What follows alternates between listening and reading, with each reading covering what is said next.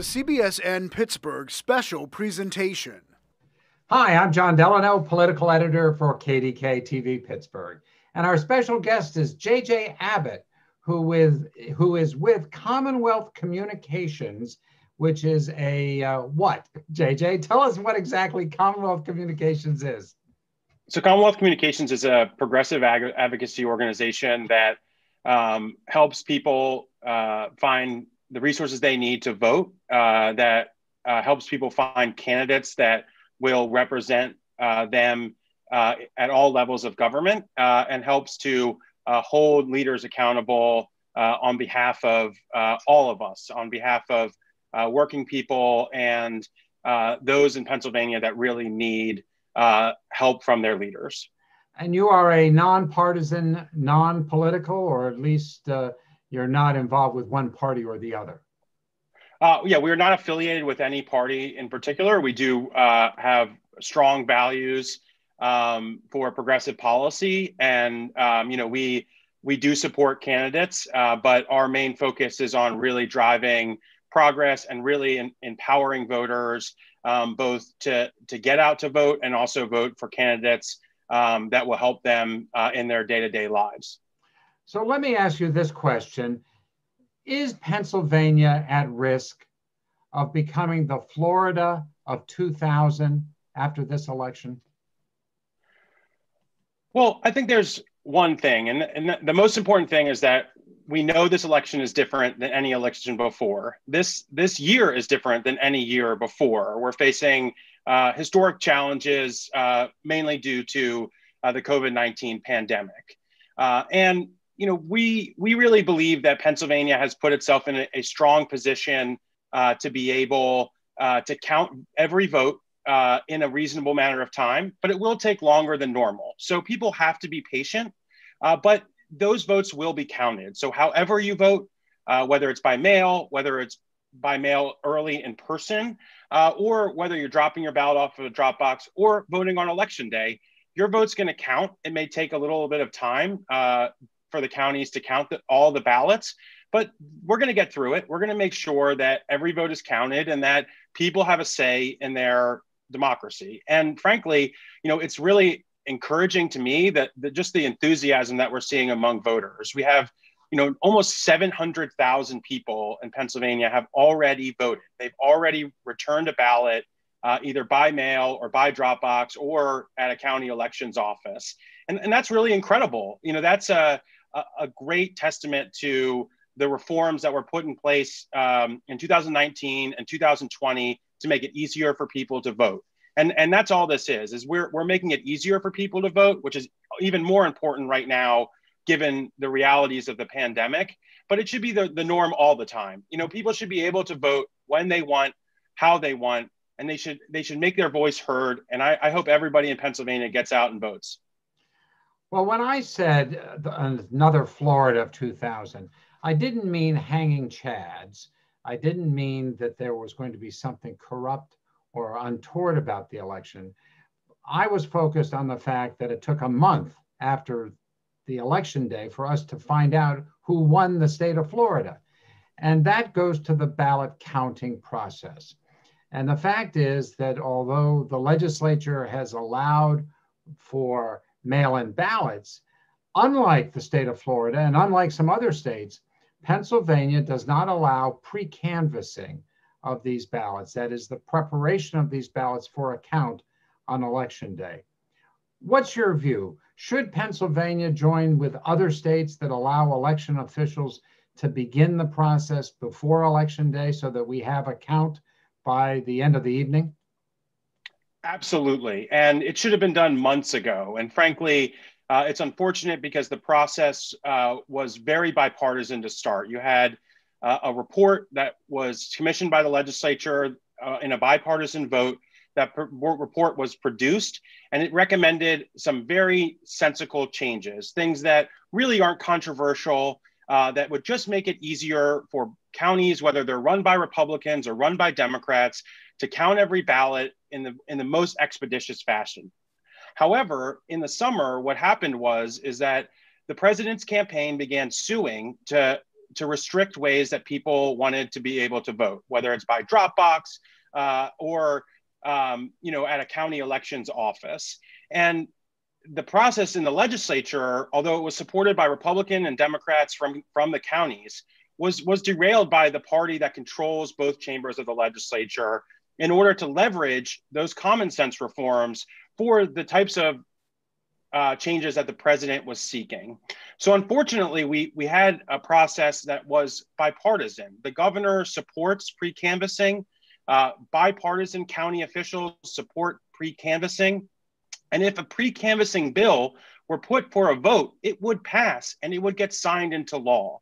Unfortunately, the Republicans made a choice to derail that process for their own ideological priorities. And those priorities really have nothing to do with what the counties were seeking in these common sense changes. And it's just unfortunate that we're now in a position where it seems like we're unlikely to get pre-canvassing because Republicans have really forced into the conversation very controversial changes that would cause a lot of disruption for voters and county election officials.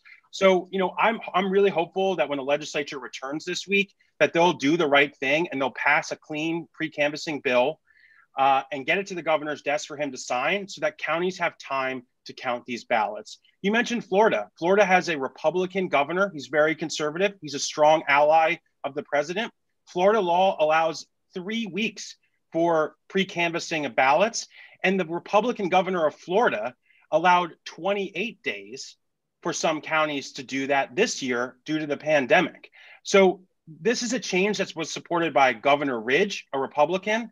Karl Rove, one of the most famous Republican consultants in the country, called on the legislature to pass this. And just this last weekend, the Wall Street Journal editorial board said that the legislature should make this change. And so if they're not listening to them and they're listening to the president, that's really unfortunate. And it's a disservice to county election officials. It's a disservice to the voters, and it's a disservice to our democracy. Well, JJ, of course, you know the system and the process because you were the former press secretary to Governor Wolf. Republicans respond that, hey, they just want security components included in the measure that they have. In fact, they have passed a bill, HB 2626, and they want to have poll watchers at all the locations. And because they don't have Republicans in certain areas, they say, they want to be able to bring poll watchers in from other counties, still Pennsylvanians, but from other counties. They say they want to have drop boxes observed. They say they want to be able to video the pre-canvassing so that there's some way to make sure that it's being done right. And they are not happy at all that votes, because of the Supreme Court, state Supreme Court, that votes that are received after the 3rd of November are allowed to be counted even when there's no evidence that they were sent or postmarked before the 3rd. So, I mean, aren't these some reasonable requests that there could be a basis for compromise on? They're not reasonable, but I'll take them individually. First, on poll watchers, Republicans have registered Republican voters in every county. Philadelphia, where they want to send out of county poll watchers from all over Pennsylvania to go there, and some believe to intimidate voters. There are over 100,000 Republicans registered in Philadelphia. There's absolutely no reason that they couldn't make an effort to do that. Drop boxes are already secure. Counties are already utilizing video technology. They're utilizing law enforcement. They're utilizing security measures to make sure that those votes are counted. And to call into question the ethics of our county election officials in counting these ballots it's just not based in reality. So I think what this is excuses. One, nothing precludes them from passing a clean pre-canvassing bill that would do exactly what everyone agrees needs to be done, that even they say they support doing, get it to the governor's desk and let him sign it. If they want to pass another bill through their chambers that does all those things, that's fine. But they don't get to make up this excuse that they can't do the right thing because they want to leverage what everyone agrees on to get their own way. This is how our democracy works.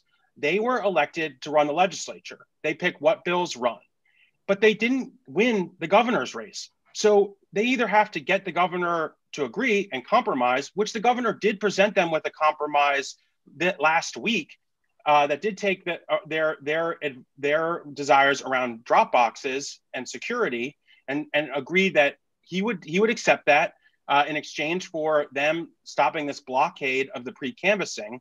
But it's just not enough. And so this is just indicative, I think, of the larger problem that we've seen with this legislature for the last decade, which is they make excuses, they can't rise to the moment to do the right thing, and then they try to blame everyone else. And this is on them. They control the bills. If they cared enough about pre-canvassing to get it done, they would come to Harrisburg on Monday, they would pass the bill, and they would get it to the governor's desk so that he could sign it. And if they don't do that, then it's not a priority for them. Finally, JJ, let me just ask you to put on your prognosticator's cap as somebody who watches the legislature and government in Harrisburg. What is the likelihood? I mean, we're down to what, just two weeks plus a few days before this election. Is there any likelihood at all that the governor and the legislature, Republican leaders, can reach some kind of agreement on this issue?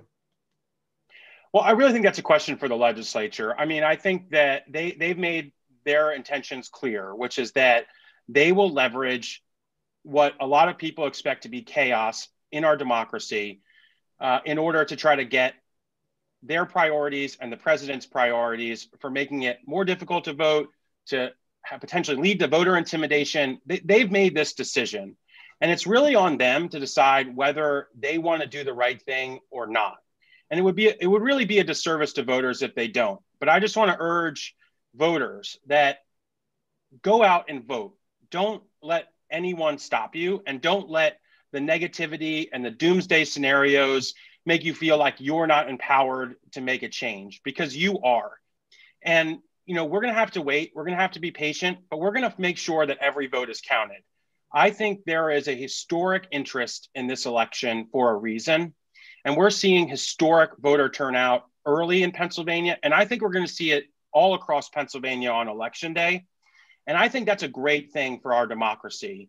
And if Republicans in the legislature want to cause chaos, they want to disrupt that, that's on them. But I think a lot of Republicans, particularly those that are in vulnerable seats, are going to take a look at why this is being derailed, which seems like for the president, and ask, why are they doing this to us? It doesn't benefit the down ballot Republicans. It just makes them look like they're part of this problem in Harrisburg. And I hope they come back to Harrisburg and do the right thing. I don't have a lot of confidence with this legislature that they will, but it's clear Republicans, Democrats, independents, nonpartisan election officials, the Wall Street Journal editorial board all believe that they should make this change. They should stop leveraging this change for their own priorities, and they should pass a clean bill. Well, JJ Abbott, thank you so much from Commonwealth. Thanks, John. Commonwealth Communications. Thank you again for talking to me. I really appreciate it. Thanks. This was great. Hi, I'm Jon Delano, political editor, KDKA-TV, CBS Pittsburgh. And our special guest is Jason Gottesman, who is the spokesperson for the House Republican Caucus. Jason, thank you, sir, very much for being with me. I appreciate that. Thank you, John. So let me ask you about efforts to make sure that Pennsylvania has a result on election night. I think there's broad consensus, certainly among Republicans and Democrats, that there should be an ability by county election officials, frankly, most of whom are Republican, to conduct a pre-canvass of ballots so that they can get the ballots ready to be counted on election day so that we have an actual result on election night. Is that fair to say that there's a general consensus that we should do something in this arena? Well, I'll tell you what the House Republican Caucus has done, and we passed a bill 6 weeks ago now that provides for significant pre-canvassing measures, but it also takes into account expanding and clarifying voting options, as well as providing security components to make sure that the integrity of our election is beyond repute, something which is very important to our members. So it's all of these things combined which reflect the priorities of our caucus and not any one particular thing out of that. Are we sensitive to the needs of the counties in this area? Absolutely. I mean, there's some who believe maybe doing something at this late stage might be doing more harm than good, since election plans have already been put in place. But again, we did pass a bill as a caucus and that carried bipartisan Democrat votes along with it at the beginning of September that provided for, again, pre-canvassing, expanding voting options, and providing for security components that make sure the integrity of our election is beyond repute, which is by and large the priorities of our caucus throughout this entire session when it comes to election matters. But of course, as you know, some of those other provisions of House Bill 2626 do not meet the governor's approval, and he is the executive who gets to sign off or veto. I want to come back to this question as to the pre-canvass. As far as you're concerned, I mean, you have no objections to pre-canvassing, to starting the count, or at least the preparation for the count before November 3rd. Is that fair to say? Well, right now, again, the pre-canvassing that we passed and that we were able to get through our caucus also came with other measures as part of that. So, you know, you can't talk about these things necessarily in a vacuum when you're talking about legislation. And back to your previous point about the governor having the final say in terms of a veto, again, we passed this bill now 6 weeks ago, and the governor has now only become personally involved this week. I don't know what took him 5.5 weeks to decide that he finally wants to negotiate on this, but we stated the priorities of our caucus 6 weeks ago. We would have much rather had this discussion then than him talking to us through the press, threatening to veto that bill. He said only last week that he maybe thinks there could be improvements to that bill. You know, we wish we could have had that conversation again at the beginning of September so that we're not negotiating or doing this discussion under trying to manage a crisis created by the governor by waiting 5.5 weeks to have a substantial conversation on voting changes. You know, we're very late in the game. Some people at the county level have said maybe doing something now might do more harm than good. And it's questionable at all whether doing anything with pre-canvassing would help that process. Now, I know that there's some who want that badly, but again, we did that 6 weeks ago when this could have really helped people. And again, we provided for 3 days of pre-canvassing, and that date was specifically chosen because Saturday before Election Day is the time after which ballot challenges can be made. You know, we did this bill, House Bill 2626, deliberately. It was based off of concepts outlined in the governor's Department of State report on the primary election. It reflects the priorities of our caucus. When it passed through the House, it carried Democrat votes with it. It's a bipartisan bill. And frankly, for the governor to wait 5.5 weeks to be involved in this is the reason why there's any sort of a crisis over this whatsoever. We could have had this wrapped up weeks ago. There was no reason for him to wait this long.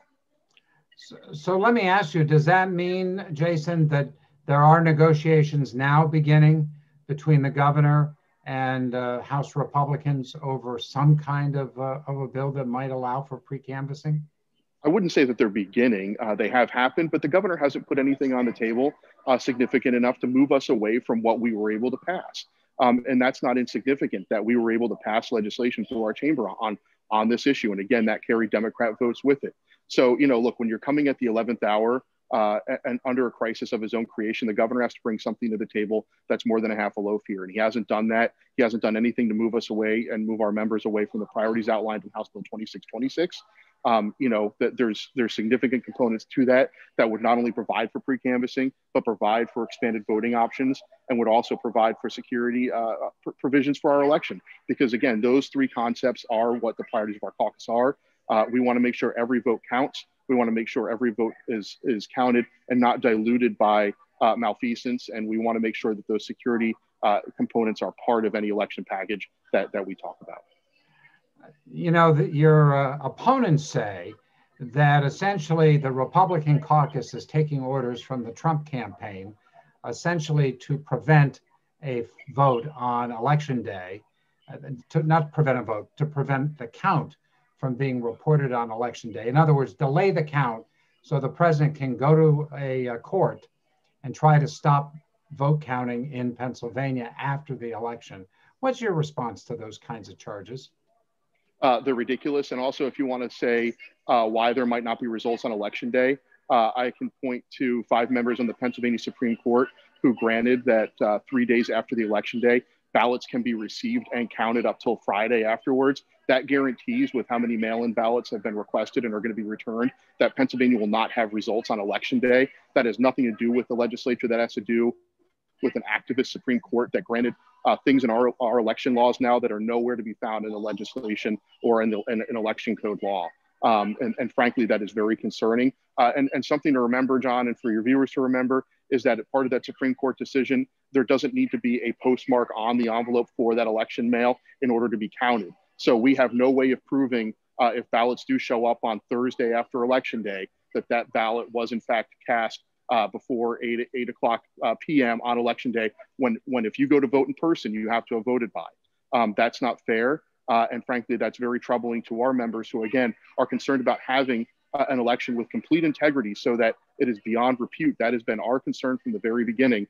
And we want to make sure that this election is safe, is secure, so that its integrity is beyond repute, and that we don't have the sort of problems that you've been talking about.